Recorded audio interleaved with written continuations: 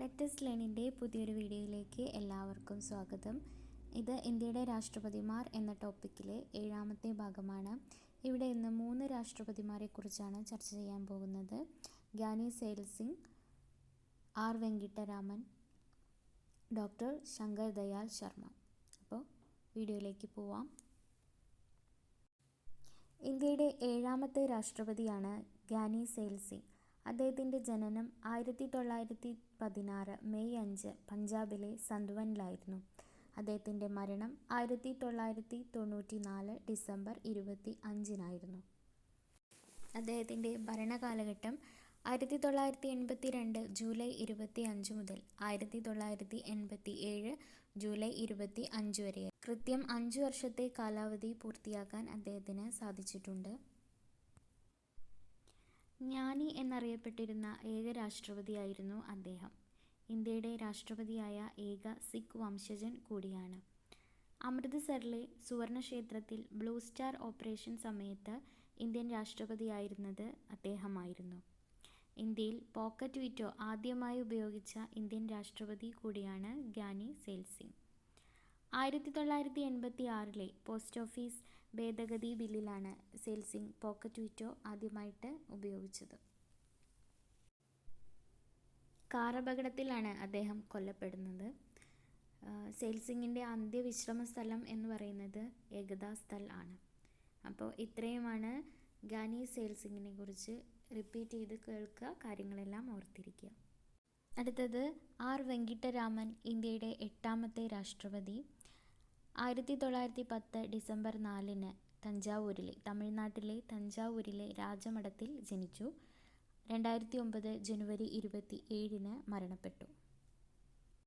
അദ്ദേഹത്തിൻ്റെ ഭരണകാലഘട്ടം 1987 ജൂലൈ 25 മുതൽ 1992 ജൂലൈ 25 വരെ. ഇന്ത്യയുടെ 8ാമത്തെ രാഷ്ട്രപതി ചൈന സന്ദർശിച്ച ആദ്യ ഇന്ത്യൻ രാഷ്ട്രപതിയാണ്. തമിഴ്നാടിൻ്റെ വ്യവസായ ശില്പി എന്നറിയപ്പെടുന്ന രാഷ്ട്രപതിയാണ്. 2ാം ഘട്ട ബാങ്ക് ദേശസാൽക്കരണ സമയത്തെ കേന്ദ്ര ധനകാര്യമന്ത്രിയായിരുന്നു. 1980 2ാം ഘട്ട ബാങ്ക് ദേശസാൽക്കരണ സമയത്ത് കേന്ദ്ര ധനകാര്യമന്ത്രി ആയിരുന്നു. അദ്ദേഹത്തിൻ്റെ അന്ത്യവിശ്രമ സ്ഥലം ഏകതാ സ്ഥൽ ആണ്. 1994 രചിച്ച മൈ പ്രസിഡൻഷ്യൽ ഇയേഴ്സ്, അതുപോലെ റിഫ്ലക്ഷൻസ് ഓഫ് എ സ്റ്റേറ്റ്സ്മാൻ എന്നിവയാണ് അദ്ദേഹത്തിൻ്റെ പ്രധാന കൃതികളായിട്ട് വരുന്നത്. ഇനി ഇന്ത്യയുടെ 9ാമത്തെ രാഷ്ട്രപതി ഡോക്ടർ ശങ്കർ ദയാൽ ശർമ്മ. അദ്ദേഹത്തിൻ്റെ ജനനം 1918 ഓഗസ്റ്റ് 19 ഭോപ്പാലിലായിരുന്നു. മരണം 1999 ഡിസംബർ 26 ഭരണകാലഘട്ടം 1992 ജൂലൈ 25 മുതൽ 1997 ജൂലൈ 25 വരെ, കൃത്യം 5 വർഷം. അന്ത്യവിശ്രമ സ്ഥലം കർമ്മഭൂമിയാണ്. അദ്ദേഹത്തിൻ്റെ പ്രധാന കൃതികളാണ് താഴെ കൊടുക്കുന്നത്. ഹൊറൈസൺസ് ഓഫ് ഇന്ത്യൻ എഡ്യൂക്കേഷൻ 1992 രചിച്ചു.